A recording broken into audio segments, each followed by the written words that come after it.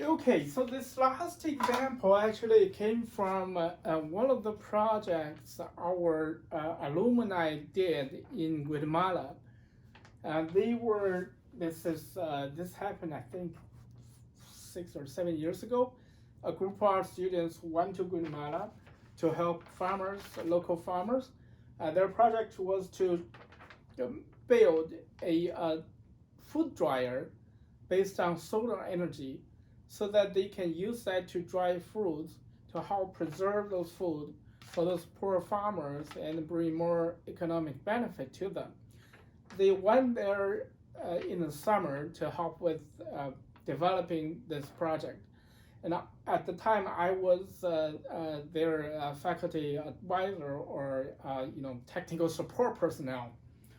So what we did there is if we design a dryer that we wanted it to absorb solar energy, and anything that absorbs solar energy at the same time is releasing energy into its ambient environment as well through convective heat transport, and in this particular case, not so much on conductive heat transport, but radiation definitely is a factor.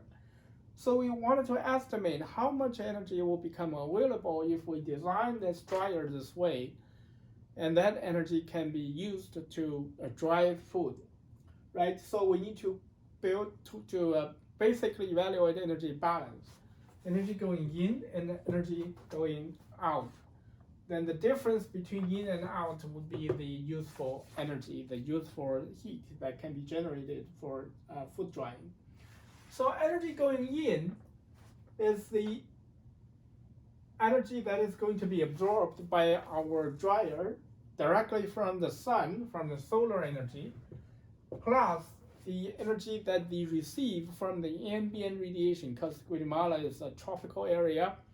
The sky temperature is pretty high, so our system is going to receive some radiative energy from the ambient environment as well.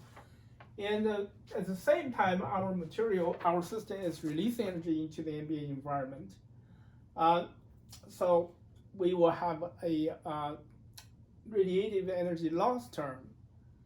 And the material that we're using is particularly good in terms of absorbing solar radiation. So it has a very high absorptivity value. The alpha equals to 0.97. So it's almost like a black body. And the material the energy that goes out of the material, on the other hand, is not that high because we choose the material that. So essentially, what we're doing there is that after we allow the dryer to absorb energy, then we're gonna flip side. We're taking away the cover that we use to absorb the solar energy, so reduce the emissivity, so the energy loss during the drying process due to radiation is not at the same magnitude as the absorbed energy. And during the drying operation also, that we're losing energy due to convective heat transport, right? And so this is the overall consideration. Then the material that we end up choosing to use has alpha equals to 0.197 and epsilon equals to 0.2. And the rest is just on average we are receiving 700 watts per square meter from the sun as the solar radiation, the energy source. So our energy going in, eventually we calculate this equals to the first term is 6790 watts, plus the second term is 4052.7 watts. And the convective heat transport loss, we estimate that to be, because the H, we estimate that to be about 2 watts per square meter per degree Celsius. And we calculate this to be 1000 watts. And the The radiative energy loss term is 1569.3 watts.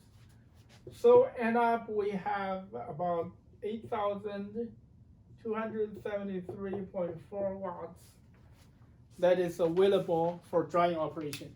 So it's not bad. I mean, among the energy that we received from the sun, right, add up to about 10,000. About 8,000 watts is available for drying operation. So we have a system that is almost 80% effective. Certainly not all this energy will be really used for to go into the fruit, help with the dehydration, but it's a healthy percentage. So solar-based drying operation done in the tropical areas for poor farmers have a very bright future. And our students actually did help build a vegetable dryer for them, and they were very happy about it.